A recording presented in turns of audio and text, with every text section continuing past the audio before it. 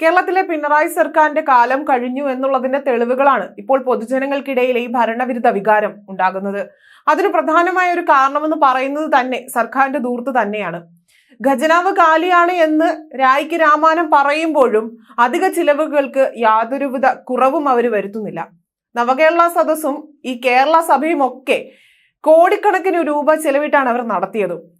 അപ്പോഴും ഈ മറിയക്കുട്ടിയെ പോലെയുള്ള പാവങ്ങളുടെ പിച്ചച്ചട്ടിയിൽ കൈയിട്ട് വാരിയിട്ടാണ് ഈ ആർഭാടവും ആഡംബരവും ഒക്കെ കാണിച്ചതെന്ന് നമ്മളിവിടെ ഓർക്കേണ്ട ഒരു കാര്യം തന്നെയാണ്.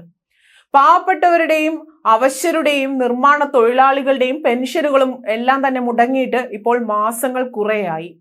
മുൻപ് പെൻഷൻ മുടങ്ങിയപ്പോൾ അടിമാലി സ്വദേശിയായ മുന്നേ പറഞ്ഞതുപോലെ മറിയക്കുട്ടി ചേട്ടത്തി പിച്ചച്ചട്ടിയുമായി ഇറങ്ങിയത് വലിയൊരു വിവാദമായ സമയത്ത് ഏതാനും മാസം മാത്രമുള്ള സാമൂഹിക പെൻഷൻ നൽകി സർക്കാർ അവരുടെ മുഖം രക്ഷിക്കാനായി ശ്രമിച്ചു.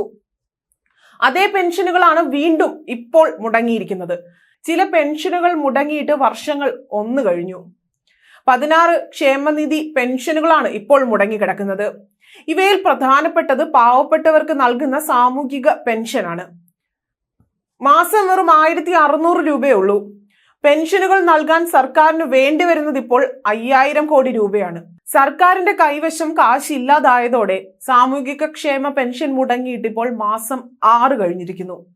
കെട്ടിട നിർമ്മാണ തൊഴിലാളി ക്ഷേമനിധി പെൻഷൻ മുടങ്ങിയിട്ട് 1 വർഷമേറെയായി.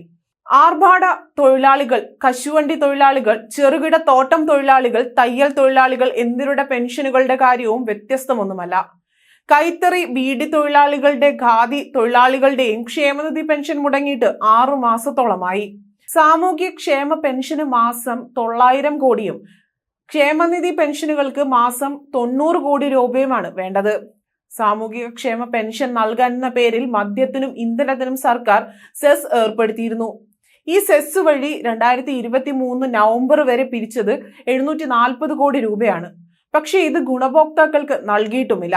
വാർദ്ധക്യകാല പെൻഷൻ, വിവിധ പെൻഷൻ, 50 കഴിഞ്ഞ അവിവാഹിതരായ സ്ത്രീകൾക്കുള്ള പെൻഷൻ, ശാരീരിക വെല്ലുവിളി നേരിടുന്നവർക്കുള്ള പെൻഷൻ, മാനസിക വെല്ലുവിളി നേരിടുന്നവർക്കുള്ള പെൻഷൻ, കാർഷിക പെൻഷൻ തുടങ്ങിയവയാണ് സാമൂഹിക ക്ഷേമ പെൻഷനുകൾ.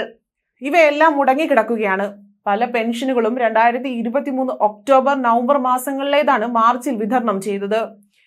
ക്ഷേമനിധി പെൻഷൻ നൽകാൻ തൊഴിലാളികളിൽ നിന്നും തൊഴിലുടമകളിൽ നിന്നും സർക്കാർ അംശദായം വാങ്ങുന്നുണ്ട്.